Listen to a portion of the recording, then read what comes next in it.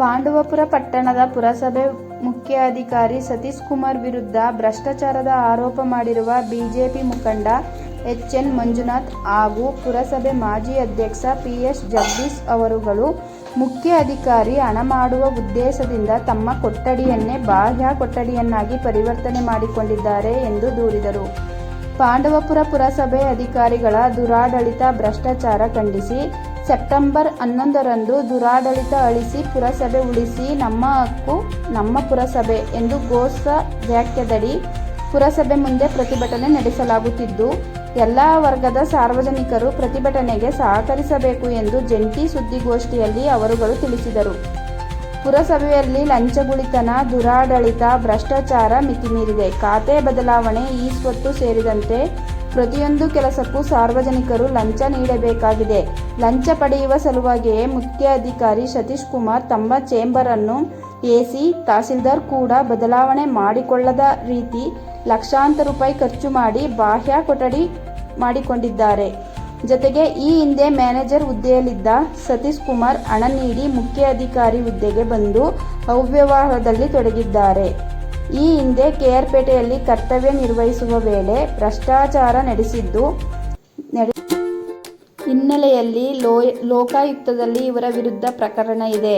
ಸರ್ಕಾರ ಇವರನ್ನು ವಾಪಸ್ ಕರೆಸಿಕೊಳ್ಳಬೇಕು. ಪಾಂಡವಪುರ ಪುರಸಭೆ ಮುಖ್ಯ ಅಧಿಕಾರಿ ಹುದ್ದೆಗೆ ದಕ್ಷರನ್ನು ನೇಮಕ ಮಾಡಬೇಕು ಎಂದು ಒತ್ತಾಯಿಸಿದ ಅವರು ಸೆಪ್ಟೆಂಬರ್ 11ರಂದು ಪ್ರತಿಭಟನೆ ನಡೆಸಿ ಮುಂದಿನ ದಿನಗಳಲ್ಲಿ ಮುಖ್ಯ ಅಧಿಕಾರಿ ಹಠಾವೋ, ಪಾಂಡವಪುರ ಪುರಸಭೆ ಬಚಾವೋ ಕಾರ್ಯಕ್ರಮ ಹಮ್ಮಿಕೊಳ್ಳಬೇಕಾಗುತ್ತದೆ ಎಂದು ಎಚ್ಚರಿಸಿದರು.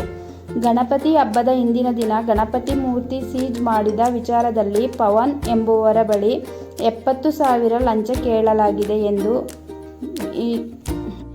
ಎಂದು ಇದೇ ವೇಳೆ ಮಂಜುನಾಥ್ ದೂರಿದರು. ಗೋಷ್ಠಿಯಲ್ಲಿ ಪುರಸಭೆ ಮಾಜಿ ಅಧ್ಯಕ್ಷ ಪಿ.ಎಸ್. ಜಗದೀಶ್ ಮಾತನಾಡಿದರು. ಹಿರೇಮರಳಿ ಗ್ರಾಮ ಪಂಚಾಯಿತಿ ಅಧ್ಯಕ್ಷೆ ರತ್ನಮ್ಮ, ಮಾಜಿ ಉಪಾಧ್ಯಕ್ಷ ಕೃಷ್ಣಪ್ಪ, ಕಸಬಾ ಸೊಸೈಟಿ ಮಾಜಿ ಅಧ್ಯಕ್ಷ ಎಚ್.ಬಿ. ಚಂದ್ರಶೇಖರ್, ಕಾಂಗ್ರೆಸ್ ಮುಖಂಡ ಸೀತಾರಾಮ್, ಬಿಜೆಪಿ ಮುಖಂಡ ಜೆ. ಬಾಲಗಂಗಾಧರ್, ಈರೇಗೌಡ ಸೇರಿದಂತೆ ಹಲವರು ಉಪಸ್ಥಿತರಿದ್ದರು. ಪಾಂಡವಪುರ ಪುರಸಭೆಯಲ್ಲೂ ಸಹ ಕೌನ್ಸಿಲರ್ಗಳಿಗೆ ವಿಡಿಯೋ ಮಾಡಿಸ್ತಾ ಕಂಪ್ಲೇಂಟ್ ಕೊಡುವಂತ ಮಟ್ಟಕ್ಕೆ ಹೋಗಿದ್ವಿ. ಇವತ್ತು ನಾವು ಸಾರ್ವಜನಿಕರಿಂದ ಅವಾಗ ಬಂದಿದ್ದೆ, ಏನಾದರೂ ಯಾರು ಪ್ರಶ್ನೆ ಮಾಡಿಕ್ ಹೋದ್ರೆ ಸತೀಶ್ ಕುಮಾರ್ ಚೀಫ್ ಆಫೀಸರ್ ಏನ್ ಹೇಳ್ತಾರೆ ಅಂದ್ರೆ ಬನ್ನಿ ವಿಡಿಯೋ ಮಾಡಿ ಹೊಡಿರಿ ಅನ್ನೋಂಥ ಮಾತನ್ನ ಹೇಳಿರುವಂಥದ್ದು ಇದು ಯಥೇಚ್ಛವಾಗಿ ನಮ್ಮ ಕಿವಿಗೆ ಬಂದಿದ್ದೆ. ಮತ್ತೆ ಮಾತಾಡ್ತಕ್ಕಂಥ ತಾರತಮ್ಯ ಯಾವ ಥರ ಆಯ್ತು. ಪಾಂಡವಪುರದ ಒಂದು ಉದಾಹರಣೆ ಕೊಡ್ತೀನಿ. ಇಡೀ ಪಾಂಡವಪುರದಲ್ಲಿ ಎಲ್ಲ ಕಡೆ ಬೋರ್ಡ್ ಹಾಕಿದ್ವಿ, ಕೌನ್ಸಿಲರ್ ಯಾರು, MLA ಯಾರು, ಬೀದಿ ಯಾರು ಅಂತೇಳಿ ಎಲ್ಲ ಒಂದು ಬೋರ್ಡ್ ಹಾಕೋ ಸಿಸ್ಟಮ್ನ ಒಂದು ಟೆಂಡರ್ ಕರೆಕ್ಟ್ ಮಾಡಿದ್ದಾರೆ. ಆದರೆ ನಾನು ತಿಳಿದಂಗೆ ಕೆಲವು ವಾರ್ಡ್ಗಳಿಗೆ ಹಾಕೋರೆ, ಕೆಲವು ವಾರ್ಡ್ಗಳಿಗೆ ಹಾಕಿಲ್ಲ. ಆಮೇಲೆ ದುಡ್ಡು ಸ್ಯಾಂಕ್ಷನ್ ಆಗೈತಾ ಇಲ್ವಾ ಅಂತಂದ್ರೆ ದುಡ್ಡು ಬಿಡುಗಡೆ ಮಾಡೋರೇನು ಅಂತ ಆರೋಪ ಐತೆ.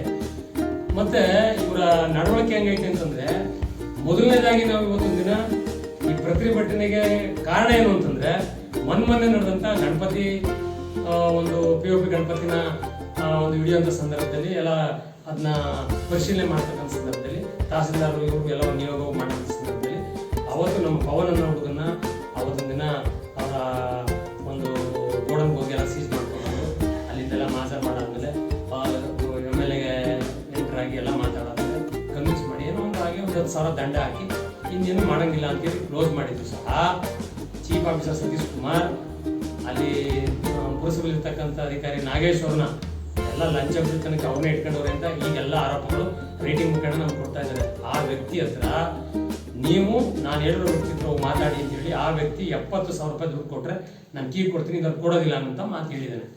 ಈ ವಿಚಾರವಾಗಿ ನಾವು ಕೆದಕ್ತಾ ಹೋದಾಗ ಅಲ್ಲಿಂದ ಶುರು ಆಯಿತು. ಈ ಪುರಸಭೆಯಲ್ಲಿ ಎಲ್ಲ ಥರದ ವ್ಯವಹಾರಕ್ಕೆ ಇವರು ಕಾರಣಕರ್ತರಾಗವ್ರೆ. ಮತ್ತು ಈ ವ್ಯಕ್ತಿಯ ಹಿನ್ನೆಲೆ ಕಲೆಕ್ಟ್ ಮಾಡಿಕ್ ಹೋದಾಗ ಈ ವ್ಯಕ್ತಿಯ ಹಿನ್ನೆಲೆ ಈಗಾಗಲೇ ಕ್ಯಾರ್ಪೇಟಲ್ಲಿ 80 ಲಕ್ಷದ ಒಂದು ಬಿಲ್ಡಿಂಗ್ ಕಟ್ಸಿದ್ದೀನಿ ಅಂತೇಳಿ ಹಣ ಸ್ಯಾಂಕ್ಷನ್ ಮಾಡ್ಕೊಂಡು ಆ ಬಿಲ್ಡಿಂಗು ಕಳೆದೋಗದೆ ಅಂತೇಳಿ ಅಲ್ಲಿಯವರೆಲ್ಲ ಕಂಪ್ಲೇಂಟ್ ಕೊಟ್ಟು ಬಿಲ್ಡಿಂಗೇ ಇಲ್ದಿರೋಂಥ ಒಂದು ಜಾಗದಲ್ಲಿ ದುಡ್ಡು ಸ್ಯಾಂಕ್ಷನ್ ಮಾಡ್ಕೊಂಡಿದ್ದಾರೆ. ಲೋಕಾಯುಕ್ತರ ಹತ್ರ ಕೇಸ್ ಇದೆ. ಮತ್ತು ಈ ವ್ಯಕ್ತಿ ನಮ್ಮ ಪುರಸಭೆಗೆ ಸೂಕ್ತವಾದ ವ್ಯಕ್ತಿ ಅಲ್ಲ. ಯಾಕೆ ಅಂತಂದರೆ ಇವ್ರಿಗೆ ಆಫ್ಟರ್ FDC ಏನೋ ಇವ್ರಿಗೆ ಯಾವುದೋ ಒಂದು ಬೇರೆ ಥರದ ರೆಕಮೆಂಡ್ ಮಾಡಿ ಈ ಒಂದು ಮ್ಯಾನೇಜರ್ ಪೋಸ್ಟ್ ಬಂದು ಈ ಥರ ಬಂದಿರೋದು ಬಿಟ್ಟರೆ ನಮಗೆ ರೆಗ್ಯುಲರ್ ಚೀಫ್ ಆಫೀಸರ್ ಬೇಕು. ಇವ್ರನ್ನ ಸರ್ಕಾರ ತತ್ಕ್ಷಣದಲ್ಲಿ ವಾಪಸ್ ಕಳಿಸ್ಕೋಬೇಕು. ಇದೆಲ್ಲನೂ ಮನಗಂಡು ನಾವು ಇವತ್ತು ಕಚೇರಿಲಿರ್ತಕ್ಕಂಥ ಏನು ಇವತ್ತೊಂದು ದಿನ ಅವ್ಯವಹಾರಗಳು ನಡೀತಾ ಐತೆ ಇವೆಲ್ಲನೂ ಜನಗಳ ಹತ್ರ ರೈಟಿಂಗ್ ಮುಖೇನ ತಗೊಂಡು ಮೊದಲನೇದಾಗಿ ಅಧ್ಯಕ್ಷರು ತಿಳಿಸ್ತಾ ಮತ್ತು ಈ ವಿಷಯವಾಗಿ ಶಾಸಕರಿಗೂ ಗಮನ ತಗೊಬರ್ತೀವಿ. ಮಧ್ಯಪ್ರವೇಶ ಮಾಡಿ ಇವ್ರನ್ನ ತತ್ಕ್ಷಣ ಇವನ್ನ ವಾಪಸ್ ಕಳಿಸಿ ಇದನ್ನು ಸರಿ ಮಾಡಬೇಕು ಅಂತೇಳಿ ನಾವು ಗುರುವಾರ ದಿನ ಪ್ರತಿಭಟನೆ ಮಾಡ್ತಾ ಇದ್ದೀವಿ. ಅಲ್ಲಿ ಹೋಗೋಕ್ಕಾಯ್ತಾ ಇಲ್ಲ ನೋಡಿ. ಮೊದಲನೇದಾಗಿ ಹೇಳ್ತೀನಿ, ಯಾವ AC office, tahsildar office, inspector ಯಾವ ಆಫೀಸ್ಗಳಲ್ಲೂ ಚೇಂಬರ್ನ ಆಂಟಿ ಚೇಂಬರ್ ಮಾಡ್ಕೊಂಡಿಲ್ಲ. ಏನು ಎಲ್ಲರೂ ಬಂದರೆ ಡೈರೆಕ್ಟಾಗಿ ಅಧಿಕಾರಿಗಳು ಕಾಣ್ತಾರೆ, ಮುಕ್ತವಾಗಿ ಮಾತಾಡ್ತಾರೆ, ಸಾಮಾನ್ಯ ಜನಕ್ಕೆ ಸಿಗ್ತಾರೆ. ಈ ವ್ಯಕ್ತಿ ಸತೀಶ್ ಕುಮಾರ್ ಅಂತಕ್ಕಂಥ ಚೀಫ್ ಆಫೀಸರ್, ಈ ವ್ಯಕ್ತಿ ಎಕ್ಸ್ಟ್ರಾ ಲಕ್ಷಾಂತರ ರೂಪಾಯಿ ಖರ್ಚು ಮಾಡಿ ಅವರ ಚೇಂಬರ್ಗೆ ಆಂಟಿ ಚೇಂಬರ್ನ ಮಾಡಿಸ್ಕೊಂಡಾರೆ. ಆಗಲೇ ಒಂದು ಆಂಟಿ ಚೇಂಬರ್ ಐತೆ, ಇನ್ನೊಂದು ಆಂಟಿ ಚೇಂಬರ್. ಯಾಕೆಂದರೆ ಜನ ಬಂದಾಗ ಡೈರೆಕ್ಟ್ ಕಾಣಬಾರ್ದು, ಎಲ್ಲ ಮುಚ್ಚುಮರೆ. ಯಾರು ಬಂದರೂ ಹೊರಗಡೆ ಬರಲ್ಲ, ಹೊರಗಡೆ ಮಾತಾಡಲ್ಲ, ಬನ್ನಿ ಆಫೀಸ್ಗೆ ಬನ್ನಿ ಮಾತಾಡೋಲ್ಲ ಅನ್ನೋದನ್ನ ಹೇಳಿ. ಯಾಕೆಂದರೆ ಅಲ್ಲೆಲ್ಲ ಫುಲ್ ಕಬೋರ್ಡ್ ಹಾಕಿ ರೆಡಿ ಮಾಡಿದ್ದಾರೆ. ಅಲ್ಲೇನೋ ಮಾತಾಡ್ಬೋದು, ಕೂಗಾಡ್ಬೋದು, ಯಾರು ಕೂಗಾಡಿದ್ರೆ ವಿಡಿಯೋ ಮಾಡಿಸ್ಬೋದು, ಕಂಪ್ಲೇಂಟ್ ಕೊಡ್ಬೋದು ಅನ್ನೋಂಥ ಭಾವನೆಯಲ್ಲಿ ಇದನ್ನು ಮಾಡಿಸ್ಕೊಂಡಿದ್ದಾರೆ. ತತ್ಕ್ಷಣ ಇದು ಮೊದಲನೇ ಕೆಲಸನೇ ನಮ್ಮದು. ಅಲ್ಲೇನು ಮೊದಲಿಂದ ಪುರಸಭೆ ಏನು ಮೊದಲಿಂದ ಇತ್ತೋ ಅದೇ ಥರ ಇರಬೇಕು. ಯಾಕೆಂದರೆ ಅಧ್ಯಕ್ಷ ಚೇಂಬರು, ಉಪಾಧ್ಯಕ್ಷ ಚೇಂಬರು ಎಲ್ಲರೂ ಮುಕ್ತವಾಗಿರ್ಬೇಕು ಸಾರ್ವಜನಿಕರಿಗೆ. ಇವತ್ತಿನ ದಿನ ಇವರು ಎಕ್ಸ್ಟ್ರಾ ಲಕ್ಷಾಂತರ ರೂಪಾಯಿ ಖರ್ಚು ಮಾಡಿ ಒಂದು ಬೇರೆ ಥರದ್ದೊಂದು ಇದು ಮಾಡ್ಕೊಂಡಿದ್ದಾರೆ. ಅದನ್ನು ಹೋಗ್ಲಾಡಿಸ್ಬೇಕು ಅಂತ ಹೇಳ್ತಾ, ಮತ್ತು ಈಗಾಗಲೇ ಯು ಜಿ ಡಿ ಸಮಸ್ಯೆ ಬೇಕಾದಷ್ಟು ಆಗೈತೆ. ಅದನ್ನು ಸರಿ ಮಾಡ್ತೀನಿ ಅಂತೇಳಿ ಇಲ್ಲಿವರೆಗೂ ಸಹ ಸರಿ ಮಾಡಿಲ್ಲ. ಈಗಾಗಲೇ ಮೊನ್ನೆ ಪಾಂಡುಪುರ ಟೋನ ಮಂಡ್ಯ ರಸ್ತೆಯಲ್ಲಿ ಹೆಂಗಸರು ಮಕ್ಕಳ ಆದಿಯಾಗಿ ಎಲ್ಲ ಸ್ಟ್ರೈಕ್ ಮಾಡಿ ಚೀಫ್ ಆಫೀಸರ್ನ ಕರ್ಸ್ಕೊಂಡಿದ್ದು ನಾನು ನೋಡಿದೆ. ಯಾಕೆ ಅಂದರೆ ಆ ಬೀದಿಗಳಲ್ಲಿ ಕಸ ತುಂಬ್ಕೊಂಡು ಚರಂಡೀಲಿ ತಿಂಗಳಾಂಗಟ್ಟಲೆ ಆಗಿತ್ತು, ಅದನ್ನು ಸರಿ ಮಾಡಿಲ್ಲ. ಆಮೇಲಿಂದ ನೀರು ಬಿಡ್ತಾ ಇರಲಿಲ್ಲ. 10 ದಿನ 15 ದಿನಕ್ಕೆ ಆಮೇಲೆ ರಾತ್ರಿ 11 ಗಂಟೆಗೆ ಬಿಡೋದು, 1 ಗಂಟೆವರೆಗೂ ನೀರು ಹಿಡಿಬೇಕು. ಈ ಥರದ ವ್ಯವಸ್ಥೆ ಎಲ್ಲ ನೋಡಿ ನಾನು ತಿಳ್ಕೊಂಡೆ. ಎಲ್ಲ ಮಾಧ್ಯಮಗಳಲ್ಲಿ ಬಂತು, ಅದು ಗಲಾಟೆ ಮಾಡ್ತಾಯಿದ್ರು. ಅಲ್ಲೂ ಅದೇ ಥರದ ಸಮಸ್ಯೆನ ಮಾಡ್ಕೊಂಡು ಬಂದಿದ್ದಾರೆ. ಮತ್ತು ಹೇಳೋದೇನಂటే, ಯಾರ್ಯಾರು ಪುರಸಭೆಯಲ್ಲಿ ಇವತ್ತೊಂದು ದಿನ ಈಗಾಗಲೇ ಹಣ ಕೊಟ್ಟು ತೊಂದರೆಗೀಡಾಗಿ ನಿಮ್ಮ ಕೆಲಸಗಳು ಮಾಡ್ದೇ ಏನು ಒದ್ದಾಡ್ತಾ ಇದ್ದೀರೋ ಅದೆಲ್ಲನೂ ನೀವು ಅವತ್ತು 11ನೇ ತಾರೀಕು ನೀವು ಗುರುವಾರ ದಿನ ಬಂದು ನೀವೆಲ್ಲನೂ ತಿಳಿಸ್ಬೋದು. ಅದನ್ನೆಲ್ಲ ಚರ್ಚೆಗಿಡ್ತೀವಿ ಅಂತ ಹೇಳ್ತಾ, ಈ ಒಂದು ಸಂದರ್ಭದಲ್ಲಿ ಅವ್ರನ್ನ ಯಾವುದೇ ಕಾರಣಕ್ಕೂ ಇನ್ನೂ ನಮಗೆ ರೆಗ್ಯುಲರ್ ಚೀಫ್ ಆಫೀಸರ್ ಹಾಕೋವರೆಗೂ ನಮ್ಮ ಹೋರಾಟ ನಿಲ್ಲಲ್ಲ. ಇವ್ರನ್ನ ಕಳಿಸ್ತಕ್ಕಂಥ ಕಾರ್ಯಕ್ರಮ ಮಾಡ್ತೀವಿ. ಅಧ್ಯಕ್ಷರು ಒಪ್ಕೊಂಡು, ಶಾಸಕರು ಒಪ್ಕೊಂಡು ತತ್ಕ್ಷಣದಲ್ಲಿ ಅವ್ರನ್ನ ಸರ್ಕಾರಕ್ಕೆ ಅವ್ರ ಮಾಮೂಲಿ ಅವ್ರು ಇರೋಂಥ ಜಾಗಕ್ಕೆ ವಾಪಸ್ ಕಳಿಸ್ಬೇಕು ಅಂತ ಒತ್ತಾಯ ಮಾಡ್ತೀವಿ. ಇಲ್ಲ ಅಂತಂದರೆ ನಾವು ಇಲ್ಲಿಂದ ಮುಂದಿನ ಹೋರಾಟ ಚೀಫ್ ಆಫೀಸರ್ ಹಟಾವೋ, ಪಾಂಡುಪುರ ಪುರಸಭೆ ಬಚಾವೋ ಅಂತಕ್ಕಂಥ ಕಾರ್ಯಕ್ರಮ ಅವತ್ತು 9ನೇ ತಾರೀಕಿಂದಲೇ ನಾವು ಶುರು ಮಾಡ್ತೀವಿ. ಇವು ಮಾಡಿ ಈ ಪುರಸಭೆನ ಈಗಾಗಲೇ ಬೇಕಾದಷ್ಟು ಜನ ಇವತ್ತು ಆಳ್ವಿಕೆ ಮಾಡಿದ್ರು, ಒಳ್ಳೆ ಥರದಲ್ಲಿ ಇದನ್ನು ನಡೆಸ್ಕೊಂಡು ಬಂದಿದ್ರು. ಆದರೆ ಇವತ್ತೊಂದು ದಿನ ನೋಡಿದ್ರೆ ಇವತ್ತು ಓನ್ ಫೈನಾನ್ಸ್ ಥರ ಆಗಿದೆ. ಇವೆಲ್ಲನೂ ಮನಗಂಡು ಇನ್ನೂ ಹೆಚ್ಚಿನ ವಿಚಾರಗಳಿದೆ, ಅವೆಲ್ಲನೂ ನಾನು ಅವತ್ತೊಂದು ದಿನ ಅಲ್ಲೇ ಮಾತಾಡ್ತೀನಿ ಅಂತ ಹೇಳ್ತಾ. ಮತ್ತು ಈ ಸಂದರ್ಭದಲ್ಲಿ ಇನ್ನೊಂದು ಮುಖ್ಯವಾದ ವಿಚಾರ ಅಂತಂದರೆ ನೋಡಿ, ಗಣಪತಿಯಿಂದಲೇ ಇಲ್ಲೂ ಸ್ಟಾರ್ಟ್ ಆಯಿತು ಮುನ್ಸಿಪಲ್ ಆಫೀಸಲ್ಲಿ.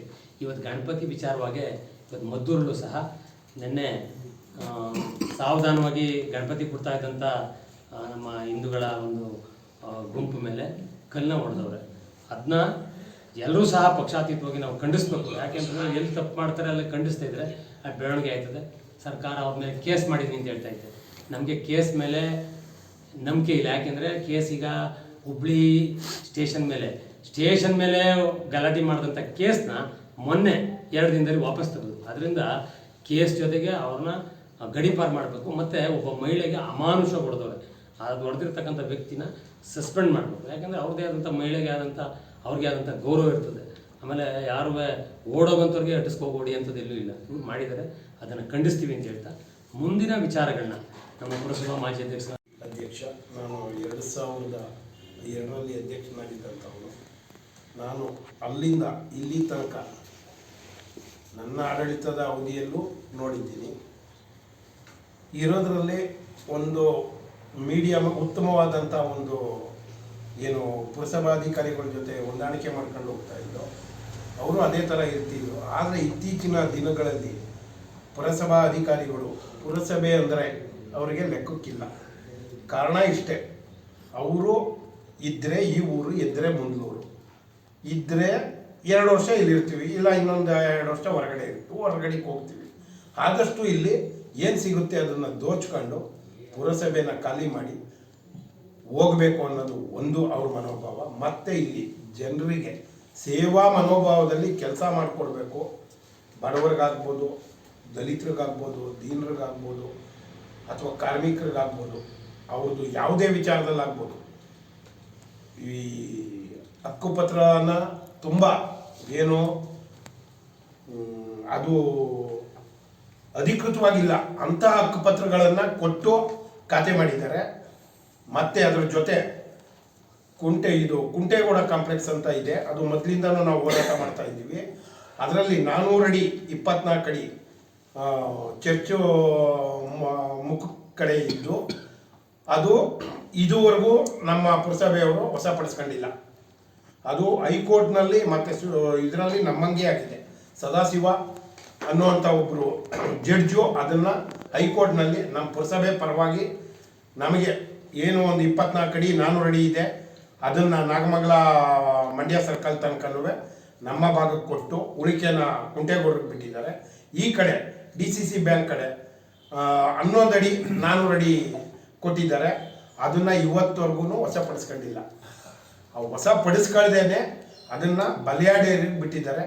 ಆ ಬಲಾಢ್ಯರು ಅದರಲ್ಲಿ ಅವ್ರದ್ದೇ ಆದಂಥ ಅದು ಪುರಸಭೆ ಜಾಗ, ಪುರಸಭೆ ಆಸ್ತಿನಲ್ಲೇ ಇದೆ, ಅದು ಈ ಸ್ವತ್ತು ಇದೆ, ಎಲ್ಲ ಇದೆ. ಆದ್ರೂ ಅವರು ಬಿಡಿಸ್ಕೊಳ್ದೆ ಬೇರೆಯವ್ರಿಗೆ ಅದನ್ನು ಪರಭಾರೆ ಮಾಡೋದಕ್ಕೆ ಅವಕಾಶ ಮಾಡಿಕೊಡ್ತಿದ್ದಾರೆ.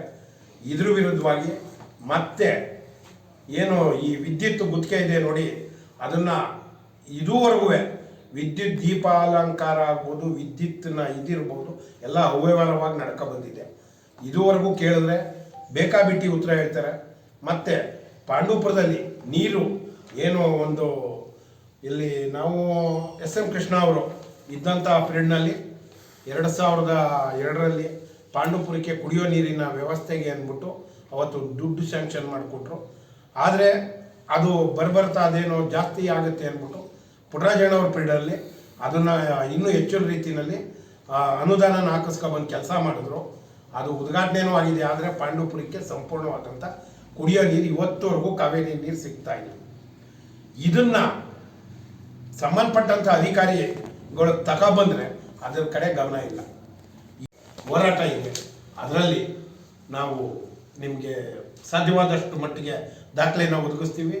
ತಾವು ಇದನ್ನು ಮೇಲ್ಮಟ್ಟಕ್ಕೆ ಸರ್ಕಾರದ ಒಂದು ಗಮನಕ್ಕೆ ತಂದು ನಮಗೆ ಈ ಹೋರಾಟದಲ್ಲಿ ಜಯ ಸಿಗುವಂಗೆ ಮಾಡಿಕೊಡ್ಬೇಕು. ಮತ್ತು ಅದರಲ್ಲೂ ಈಗ ಮಂಜಣ್ಣ ಅವ್ರು ಹೇಳಿದ್ರಲ್ಲ, ಈ ಥರ ಚೀಫ್ ಆಫೀಸರ್ನ ನಮ್ಮ ಇತಿಹಾಸದಲ್ಲಿ ನೋಡಿರಲಿಲ್ಲ. ಮಾತೆತ್ತಿದ್ರೆ ಬರೀ ದುಡ್ಡು ದುಡ್ಡು ದುಡ್ಡು. ಆಫೀಸ್ಗೆ ಹೋಯ್ತು ಅಂದ್ರೂ ಅಷ್ಟೇ. ಮತ್ತು ಅಲ್ಲಿ ಏನು ಕ್ಲಾಸ್ 1 ಕ್ಲಾಸ್ 2 ಕ್ಲಾಸ್ 3 ಅನ್ನೋ ಆಫೀಸರ್ನ ಹಾಕೊಂಡಿಲ್ಲ. ಇವರೆಲ್ಲ ಹಾಕೊಂಡಿರೋದು ಅನುಕಂಪದ ಆಧಾರದ ಮೇಲೆ, ಅವ್ರ ತಂದೆ ಸತ್ತಿರೋರ ಮೇಲೆ ಅಥವಾ ಅವರ ಮನೆಯವರು ಯಾರೋ ತೀರೋಗಿದ್ರೆ ಅವ್ರನ್ನ ಅನುಕಂಪದ ಆಧಾರದಲ್ಲಿ DC ಆಫೀಸಿಂದ ಕಳ್ಸವ್ರೆ ಅಂತ ಹಾಕಿಸ್ಕೊಂಡು ಅವ್ರ ಹತ್ರ ಕೆಲಸ ಮಾಡ್ತಿದ್ದಾರೆ. ಅದರಲ್ಲೂ ಈಗ ನಾನು ಹೇಳಿದೆ, ಕೋಕಿಲ ಥಿಯೇಟ್ರು ಹಿಂಭಾಗ ಇವತ್ತು ಬಿಲ್ಡಿಂಗ್ ನಡೀತಾ ಇದೆ, ತಾವು ಗಮನದಲ್ಲಿ ಇಟ್ಕೋಬೇಕು. ಅದು ಎಷ್ಟು ನೀವೆಲ್ಲ ಹುಟ್ಟಿದ್ದೀರಿ, ಜಯರಾಮಣ್ಣ ಆಗ್ಬೋದು, ಇವ್ರು ಆಗ್ಬೋದು, ನೀವೆಲ್ಲ ನೋಡಿದ್ದೀರಿ. ಇದುವರೆಗೂ ನಾಗಸುಂದರಣ್ಣ ಆಗ್ಬೋದು, ಎಲ್ಲ ಇಲ್ಲಿರುವಂಥ ಪತ್ರಕರ್ತರೆಲ್ಲ ನೋಡಿದ್ದೀರಿ. ನಾನು ಆದಾಗ್ಲಿಂದಲೂ ಇವತ್ತವರೆಗೂ ಖಾಲಿ ಇತ್ತು. ಅದಕ್ಕೆ ಸುಳ್ಳಿನ ಏನು ದಾಖಲೆನ ಸೃಷ್ಟಿ ಮಾಡಿ ಇವತ್ತು ಅಲ್ಲಿ ಬಿಲ್ಡಿಂಗ್ ಮಾಡ್ತಿದ್ದಾರೆ. ಅದು ಒಬ್ಬರು ಮುಸ್ಲಿಮ್ಸ್ ಅವ್ರಿಗೆ ಮತ್ತೆ ಕೋಕಿಲ ಥಿಯೇಟ್ರು ಪಂಚಾಕ್ಷರಿ ಅಂತ ಅವ್ರ ಅಣ್ಣನ ಹೆಸರಿನಲ್ಲಿ ಕೇಸ್ ನಡೀತಾ ಇದೆ. ಅದು ಸುಪ್ರೀಂ ಕೋರ್ಟಲ್ಲಿ ಇದೆ ನೋಡಿ. ಈ ಥರ ಎಲ್ಲ ಅವ್ಯವಹಾರಕ್ಕೆ ಪುರಸಭೆ ಅಧಿಕಾರಿಗಳು ಕುಮ್ಮಕ್ಕು ಕೊಡ್ತಾವ್ರೆ. ಮತ್ತು ಅಲ್ಲಿರುವಂಥ ಚುನಾಯಿತ ಪ್ರತಿನಿಧಿಗಳು ಯಾವುದು ಇದನ್ನ ವಿಷಯನ ಚರ್ಚೆಗೆ ತರ್ತಾ ಇಲ್ಲ. ಇಷ್ಟು ದಿನ ಆಯಿತು, ನಾನು ನೋಡಿದ್ದೀನಿ, 3 ಸಾರಿ ಆಗಿದ್ದೀನಿ, ನಾನು 4 ಸಾರಿ ಆಗಿದ್ದೀನಿ ಅನ್ನೋ ಒಂದು ಹೆಮ್ಮೆ ಒಂದು ಬಿಟ್ಟರೆ ಅವರಿಗೆ ಪುರಸಭೆಯ ನಾಗರಿಕರಿಗೆ ಏನು ಅನುಕೂಲ ಮಾಡಿಕೊಡ್ಬೇಕು, ನಮ್ಮ ಪುರಸಭೆಯ ಯಾವ ರೀತಿ ಆದಾಯನ ಹೆಚ್ಚಿಸ್ಬೇಕು ಅನ್ನೋ ಮನೋಭಾವ ಅವರಲ್ಲಿಲ್ಲ. ಇದು ನಾನು ಖಂಡಿಸ್ತೀನಿ. ಎಲ್ಲ ಯಾರು ಈಗ 5 ಸಾರಿ ಆಗಿದ್ದೀನಿ, ನಾನು 3 ಸಾರಿ ಆಗಿದ್ದೀನಿ, ನಾನು 4 ಸಾರಿ ಆಗಿದ್ದೀನಿ, ಏನಕ್ಕಾಗಿದ್ದಾರೆ ಅವರು? ನಾಗರಿಕರಿಗೆ ಏನಾದ್ರು ಸಹಾಯ ಮಾಡಿಕೊಡ್ತಿದ್ದಾರೆ. ಇವತ್ತು ನಾವು ಅಲ್ಲಿ 400 ಅಡಿ ಇದೆ, ಆ ಇದರಲ್ಲಿ ಪತ್ರಕರ್ತರು ಎಷ್ಟೋ ಸಾರಿ ಹೋಗಿದ್ರು ನಮ್ಮೊಂದು ಸೈಟ್ ಕೊಡಿ, ನಾವೊಂದು ಸಂಘ ಮಾಡ್ಕೊತೀವಿ ಅಂತ. ಈಗ 400 ಅಡಿ ಇದೆಯಲ್ಲ, ಅಲ್ಲಿ ಕಟ್ಕೊಟ್ರೆ ಎಲ್ಲ ಸಂಘಗಳಿಗೂ ಒಂದೊಂದು ಆಫೀಸಿಗೆ ಕೊಡ್ಬೋದು. ಕೆಳಗಡೆ ಮಳಿಗೆ ಮಾಡಿ ಲಕ್ಷಾಂತರ ರೂಪಾಯಿ ದುಡ್ಡು ಬರುತ್ತೆ, ಪುರಸಭೆ ಆದಾಯನೂ ಹೆಚ್ಚುತ್ತೆ. ಪುರಸಭೆಗೆ ನಾವು ಇನ್ನೊಬ್ಬರು ಸರ್ಕಾರನೇ ಎಲ್ಲ ಟೈಮ್ನಲ್ಲೂ ಕಾಯೋಕ್ಕಾಗಲ್ಲ. ಕೊಡೋ ಟೈಮ್ನಲ್ಲಿ ಸರ್ಕಾರ ಕೊಡುತ್ತೆ, ಕೊಡದೇ ಇರುವಂಥ ಟೈಮಲ್ಲಿ ನಮ್ಮಲ್ಲಿರುವಂಥ ಏನು ಸೌಲಭ್ಯನ ಬಳಸ್ಕೊಂಡು ಪುರಸಭೆನ ನಾವು ಉನ್ನತವಾದಂಥ ಆಳುಗಳಿಗೆ ಅಥವಾ ಇನ್ನೊಬ್ಬರಿಗೆ ದಿನಗೂಲಿಗಾರರಿಗೆ ನಾವು ಸಂಬಳ ಕೊಟ್ಕೊಂಡು ಪಾಂಡವಪುರನ ಹೆಚ್ಚಿನ ಸೌಲಭ್ಯನ ಕೊಡ್ಬೋದು. ಅದನ್ನೆಲ್ಲ ಮಾಡದೆ ತುಂಬ ಪಾಂಡವಪುರ ಹಿಂದುಳಿದಿದೆ. ಮತ್ತು ಇದಕ್ಕೆಲ್ಲ ಇನ್ನು ಮುಂದೆ ನಾನು ಹೇಳ್ತೀನಿ, ಅವಾಗ ನಿಮಗೆ ಸಕಲ ಏನು ದಾಖಲೆ ನನ್ನ ಕೈಲಿ ಆದಷ್ಟು ಮಟ್ಟಕ್ಕೆ ಕೊಡ್ತೀನಿ. ದಯವಿಟ್ಟು ಇದನ್ನು ನಾವು ನೀವೆಲ್ಲ ಸಹಕಾರ ಕೊಡಿ, ಈ ಪಾಂಡವಪುರಕ್ಕೆ ಒಳ್ಳೆಯದಾಗಲಿ ಅಂದ್ಬಿಟ್ಟು. ಮತ್ತು ಏನು ಈ ಚೀಫ್ ಆಫೀಸರ್ ಇದ್ದಾರೆ ಮೊದಲು ತೊಲಗಬೇಕು ಆ ಮನುಷ್ಯ. ಅವರ ತೊಲಗಿ ಬೇರೆ ಆ ಜಾಗಕ್ಕೆ ಸರಿಯಾದಂಥ ಸಮರ್ಥವಾದಂಥ ಒಬ್ಬ ಅಧಿಕಾರಿನ ಹಾಕಿ ಪಾಂಡವಪುರನ ಒಂದು ಉನ್ನತವಾದಂಥ ಆ ನಗರವನ್ನಾಗಿ ಮಾಡಬೇಕು ಅಂತ ನಾನು ಈ ಮೂಲಕ ಕೇಳ್ಕೊಳ್ತೀನಿ. ಅದರಲ್ಲಿ ಓಣಿ ಖರಾಬ್ ಅಂತ ಇದೆ ಆ ಓಣಿ ಲೈನಲ್ಲಿ, ಅದನ್ನು ಪಾಂಡವಪುರ ಕ್ರೀಡಾಂಗಣದ ಪಕ್ಕ ಓಣಿ ಖರಾಬ್ ಜಮೀನಿನಲ್ಲಿ ಬಲಾಢ್ಯರಿಗೆ ಖಾತೆ ಮಾಡಿಕೊಟ್ಟಿರೋದು. ಅವ್ರಿಗೆ ಬೇಕಾದವ್ರಿಗೆ ಪುರಸಭೆ ಅಧಿಕಾರಿಗಳು ಯಾರು ದುಡ್ಡು ಕೊಡ್ತಾರೆ ಅವರಿಗೆ, ಆ ಸರ್ಕಾರದ ಗಮನಕ್ಕೂ ತರದೆ ಯಾರು ಮಾಡಿಕೊಡ್ಬೇಕೋ ಅಥವಾ ಏನೋ ಒಂದು ನಿವೇಶನ ಕಳ್ಕೊಂಡಿದ್ದಾರೆ ಪುರಸಭೆಗೋಸ್ಕರ ಅವ್ರೇನೋ ಅಂತ ಅವ್ರಿಗೇನೋ ಅದಕ್ಕೆ ಪ್ರಿಫರೆನ್ಸ್ ಕೊಟ್ಟಿಲ್ಲ, ಸ್ವಂತವಾಗಿ ಮಾಡಿಕೊಟ್ಟಿದ್ದಾರೆ. ಅದಕ್ಕೆ ದಾಖಲೆ ಕೊಡ್ತೀವಿ. ಅಲ್ಲಿ ಯಾವ ಓಣಿ ಖರಾಬು ಅಲ್ಲ ಯಾವ ಸೈಡ್ ಅದೇ ಇದೆಯಲ್ಲ ಸರ್, ಕನ್ನಡ ಸಾಹಿತ್ಯ ಭವನ ಅದರ ನೇರ ಹಿಂದಕ್ಕೆ ನಕಲಿ ಹಕ್ಕು ಪತ್ರಗಳಿಗೆ ನೀಡಿ ನಕಲಿ ಹಕ್ಕು ಪತ್ರ ಅವನ್ನ ಖಾತೆ ಮಾಡಬೇಕು, ಅದನ್ನು ಕೊಡ್ತೀನಿ.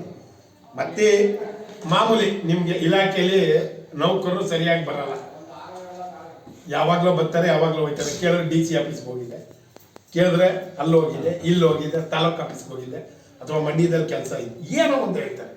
ಇದೊಂದಿದೆ. ಇವೆಲ್ಲ ಒಳಗೊಂಡು ಮತ್ತೆ ಇನ್ನೊಂದು ನಿಮ್ಮ ಗಮನಕ್ಕೆ ಹೇಳೋದು, ಆರೋಳ್ಳಿನಲ್ಲಿ 49ನೇ ಸರ್ವೆ ನಂಬರ್ ಇದೆ. ನಾವಾಗಿರುವಂಥ ಸಂದರ್ಭದಲ್ಲಿ ಕೆಂಪೇಗೌಡರ ಬೀಡಲ್ಲಿ 208 ಸೈಟ್ ಅಲ್ಲಿ ಮಾಡಿದವು, ಎಲ್ಲಿ ಹಾರೋಳ್ಳಿನಲ್ಲಿ. ಮತ್ತು ಪಾಂಡವಪುರದಲ್ಲಿ ಮಾಡಿದ್ರು ಜಾಗ ಆಗಲಿಲ್ಲ. ಕೊನೆಗೆ ಇಲ್ಲಿ ಇದ್ರ ಹತ್ರ ಎಲ್ಲಿ ಇದು ಯಾವುದಾದ್ರು ನಮ್ಮ ಅಲ್ಲ ಶಾಂತಿನಗರದ ಹಿಂಭಾಗ ಈ ಅಲ್ಲ ಹೇಮಾವತಿ ಇದೆಯಲ್ಲ ಸರ್, ಹಿಂಭಾಗ ಅಲ್ಲೊಂದಷ್ಟು ಸೈಟ್ ಗುರುತಿಸ್ತಾವ. ಆರೋಳ್ಳಿಗೆ ನಮ್ಮ ಪಾಂಡವಪುರದ ನಾಗರಿಕರು ಹೋಗ್ಲಿಲ್ಲ.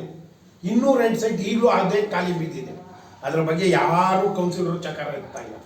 ಒಂದು POP ಗಣಪತಿ ಮಾರ್ತಿದೆ ಅನ್ನೋದು ಗೋಡನ್ ಸೀಜ್ ಮಾಡಿ 35,000 ಫೈನ್ ಹಾಕಿದ್ರು. ಆ ಫೈನ್ನ ಕಟ್ಟಕ್ಕೆ ಹೋಗ್ಬೇಕಾದ್ರೆ ಪುರಸಭೆಯಲ್ಲಿ ಅಲ್ಲಿ ಚೀಫ್ ಆಫೀಸರ್ ಹತ್ರ ಕೇಳಿದಾಗ 35,000 ಕಟ್ಟಲೇಬೇಕು, ಅಂದರೆ ಗಣಪತಿ ಏನು ಕೊಡಲ್ಲ, ಹಬ್ಬ ಮುಗಿದ್ಮೇಲೆ ತಗೋಬೇಕಂತಂದರು. ನಾವು MLA ಕೈಲೆಲ್ಲ ಫೋನ್ ಹಾಕ್ಸಿ ಅದು ರಿಟರ್ನ್ ಹಾಕ್ಸ್ತೀವಿ ಅಂತ ಹಾಕಿರೋ ಬಂಡವಾಳ ಈಸ್ಕೊಡೋದಂದ್ಬಿಟ್ಟು ರಿಟರ್ನ್ ಹಾಕೋಕ್ಕೆ ಮಾತಾಡ್ತೀವಿ. ಕೊಟ್ಟಾಗ 10,000 ಫೈನ್ ಕಟ್ಟು ಅಂತ MLAಗಳಿಂದ ಮಾತಾಡ್ತಿದ್ರು. ಅದಕ್ಕೆ ಅವ್ರು ಆಯಿತು ಅಂದ್ಬಿಟ್ಟು ಅವ್ರ ಹತ್ರ ಆಯಿತು ಅಂತೇಳಿ 10,000 ಫೈನ್ ಕಟ್ಸಿದ್ಮೇಲೆ ಅವರ PA ಆದಂಥ ನಾಗೇಶ್ ಬೈಲಿ ಅವ್ರು ಮಾತಾಡಿದ್ದೀನಿ, ಮಿಕ್ಕೊಂದು ಅಮೌಂಟ್ ಅಲ್ಲಿ ಕೊಟ್ಬಿಟ್ಟು ಹೋಗಪ್ಪ ಅಂತ ಅವ್ರಿಗೆ ಹೇಳಿಸಿದ್ರು. ಅವ್ರ ಹತ್ರ ಮಾತಾಡಿದಾಗ 80,000 ಎಕ್ಸ್ಟ್ರಾ ಅಮೌಂಟ್ ಕೇಳ್ತಾಯಿದ್ದಾರೆ. ಈ 80,000 ಎಕ್ಸ್ಟ್ರಾ ಅಮೌಂಟ್ ಕೇಳಿದಾಗ ನಾನು ಆಗಲ್ಲ, ಕಟ್ಟೋಕ್ಕಾಗಲ್ಲ ಅಂತ ಕೇಳಿದಾಗ ಈಗ ಕಟ್ಟಿಲ್ಲ ಅಂದರೆ ಕೀನು ಕೊಡೋಕ್ಕಾಗಲ್ಲ ನಿಮಗೆ, ಹಬ್ಬ ಮುಗಿದು ಗಣಪತಿ ತಗೋಬೇಕು. ಅಷ್ಟು MLA ಫೋನ್ ಮಾಡಿ ಕೇಳಿಬಿಡ್ತಾ ಅವರು 80,000 ಲಂಚ ಕೇಳ್ತಾರೆ.